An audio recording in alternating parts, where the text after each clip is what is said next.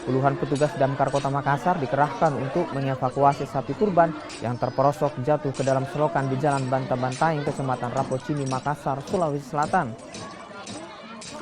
Petugas sebelumnya harus menjebol bagian atas selokan sebelum kemudian mengangkat sapi tersebut dengan menggunakan alat khusus.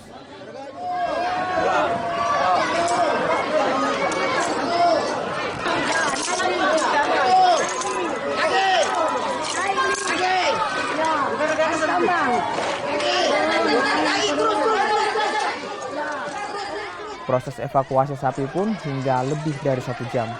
Sapi seberat 200 kg tersebut jatuh ke dalam selokan saat hendak diikat. Rencananya sapi tersebut akan disembelih usai sholat Idul Adha. Ya pada saat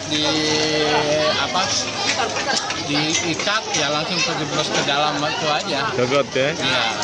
Oh, jadi memang persiapan untuk kurban besok ya? Ya rencana untuk kurban besok. Ya lumayan, botnya itu sekitar 1,5 meter dalamnya.